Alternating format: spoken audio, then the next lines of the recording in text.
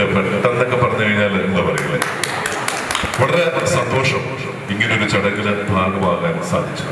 പ്രത്യേകിച്ച് ഭാരത കേസരി മന്നത്ത് പത്മനാഭന് മഹാരാഷ്ട്രയുമായി ഒരു ബന്ധമുണ്ട്.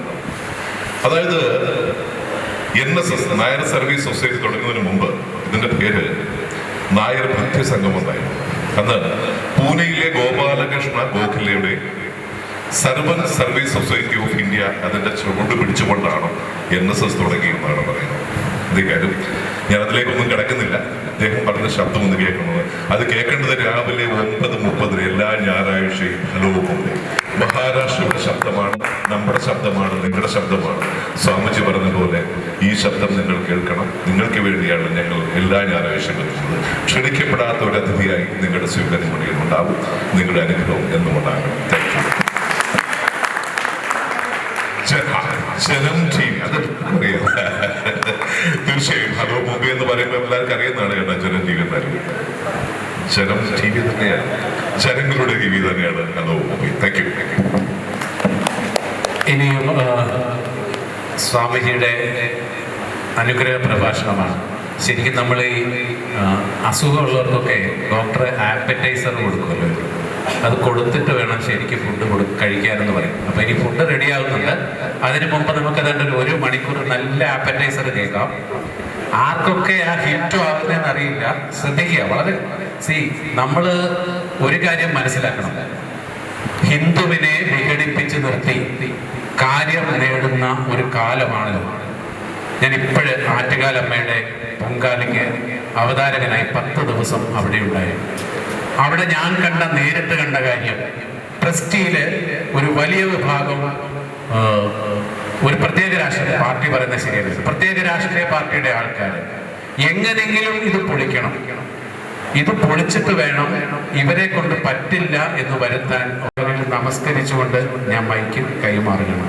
എല്ലാവരും വിശന്നിരിക്കുക, അപ്പൊ നല്ലപോലെ കൊടുത്തോളൂ, ഒരു കുഴപ്പമില്ല.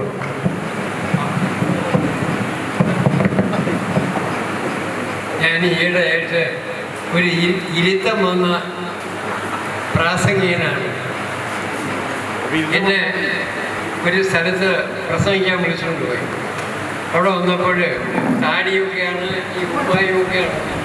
അവിടെ ചെന്നപ്പോൾ ഒരു 20 ഡിഗ്രീസിൽ എങ്ങനെ നോക്കി ഒരു എസ്റ്റിമേറ്റ് ഫിക്സ് ചെയ്തു. എന്താണ് അയാളുടെ പ്രസംഗം വന്നപ്പോൾ പറഞ്ഞു, ഈ അന്ധവിശ്വാസം പലർത്തുന്നത് ഈ കാവിക്കാരും താടിക്കാരുമാണ്, അന്ധവിശ്വാസികളാക്കി മാറ്റരുത്, ക്ഷേത്രങ്ങൾ അത് ചെയ്യാണ്, ഇങ്ങനെ അങ്ങനെ ഗംഭീരമായിട്ട് പടക്ക് പൊട്ടുന്നത് പോലെ ചീറിപ്പാഞ്ഞുകൊണ്ടുള്ള പ്രസംഗം. അതാണ് വയസ്സായെന്നുള്ള മനസ്സിലായി. പറഞ്ഞു. ഞാൻ പതുക്കെ എഴുന്നേറ്റ് ആ പ്രഗത്ഭന്മാരുടെ തീപ്പര പ്രസംഗത്തിൻ്റെ ഇടയിൽ ഈ ഐസ് കച്ചവടം ചെയ്യുന്നതിന് വല്ല ലക്ഷ്യമുണ്ടോ? ഞാനവിടെ ചെന്നു. ഞാൻ പറഞ്ഞു, ഞാനിങ്ങനെ അവിടേക്ക് വല്ലവരും വിളിച്ചാൽ പോകും, നല്ല ഭിക്ഷയൊക്കെ കിട്ടും, ചാപ്പാടും കിട്ടും, ഈ തുണിയും താടിയും ഉണ്ടായിരുന്ന ആരെങ്കിലും എന്തെങ്കിലും ചാപ്പാട് തരും, അങ്ങനെയൊക്കെ കഴിഞ്ഞു പോവുകയാണ്. പക്ഷെ ഇപ്പോൾ ബോധവൽക്കരണത്തിൻ്റെ ഒരു പ്രസംഗം കേട്ടപ്പോൾ എനിക്ക് വന്നപ്പോൾ ഒരു സംശയം തോന്നി. അത് ഞാൻ ചോദിച്ചോട്ടെ, അന്ധവിശ്വാസം ഉള്ളത് കൊണ്ടാണ് ഈ ഇരിക്കുന്നതിനൊക്കെ തന്തയെ കിട്ടിയത്? കാരണം പള്ളിക്കൂടത്തിൽ പഠിച്ചിട്ടില്ലാത്ത അമ്മ, നാട്ടുകാരെ കണ്ടിട്ടില്ലാത്ത അമ്മ, ക്ലാസ്സുകൾ എടുത്തിട്ടില്ലാത്ത അമ്മ പറഞ്ഞു, മക്കളെ ആ നിൽക്കുന്നത് നിന്റെ തന്തയാണ് എന്ന്. അങ്ങനെ ആ തള്ളയെ വിശ്വസിച്ചുകൊണ്ട്, അന്ധമായി വിശ്വസിച്ചുകൊണ്ട്, അടിത്തറയിലേക്ക് പോകാതെ വിശ്വസിച്ചുകൊണ്ട്, DNA ടെസ്റ്റ് നടത്തുവാനായിട്ട് തയ്യാറാകാതെ അച്ഛ എന്ന് വിളിച്ച് തന്തയുണ്ടാക്കി. റഷ്യയിലും ഇത് തന്നെയാണ് തന്തയുടെ പ്രോസസ്, അത് തന്നെയാണ് ചൈനയിലെയും പ്രോസസ്, അത് തന്നെയാണ് ക്വീൻ എലിസബത്തിൻ്റെ എവിടെയും പ്രോസസ്. എവിടെ നോക്കിയാലും തന്ത വേണമെങ്കിൽ അന്ധവിശ്വാസം ഉണ്ടായിരിക്കണം. അല്ലാതെ തർക്കിക്കാനും പരീക്ഷിക്കാനും പരീക്ഷണങ്ങൾക്ക് വിധേയമാകാൻ ഒരു യൂണിവേഴ്സിറ്റിയിലെ സർട്ടിഫിക്കറ്റ് നെറ്റിയിലൊട്ടിച്ചുകൊണ്ടും തന്തയെ സൃഷ്ടിക്കുന്നവരെ ഈ ലോകത്തൊരുത്തൻ പോലും കാണുമെന്ന് എനിക്ക് തോന്നുന്നില്ല. അതുകൊണ്ട് കുറെ അന്ധവിശ്വാസങ്ങൾ നമുക്കുണ്ട്.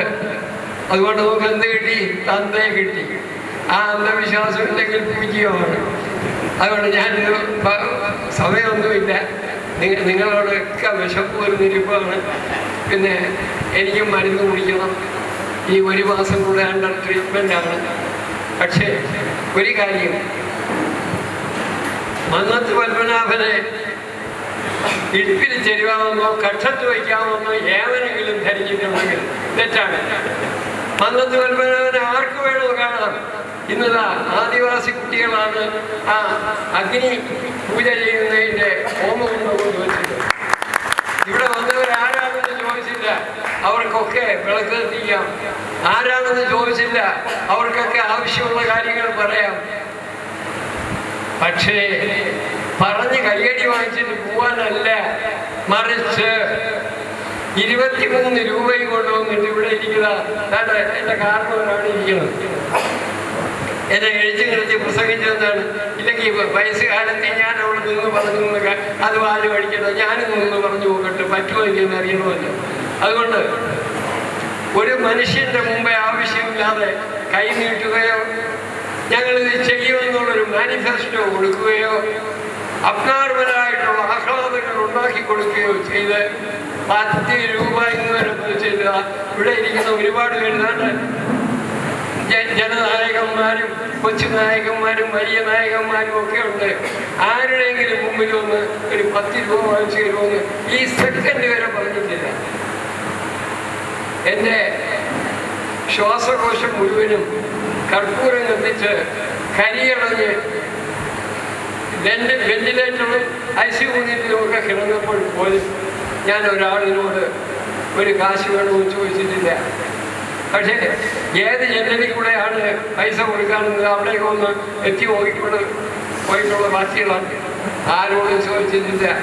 കാരണം എനിക്കറിയാം, എനിക്ക് കിട്ടുന്ന വാത്സല്യം, എനിക്ക് കിട്ടുന്ന സ്നേഹം മൈക്കിൻ്റെ മുമ്പിൽ എനിക്ക് ബാമ്പ് കൊണ്ടുവന്ന് കത്തി കൊണ്ടുവന്ന് കാണിച്ചാൽ രോമം അനങ്ങിയില്ല.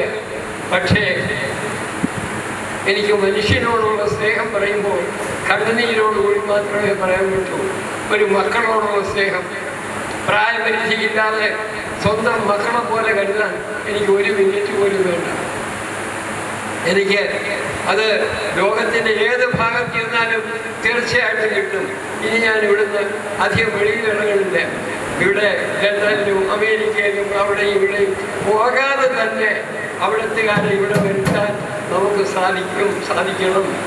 അതിനുള്ള കരുത്ത് നിങ്ങൾക്കുണ്ടാകണം.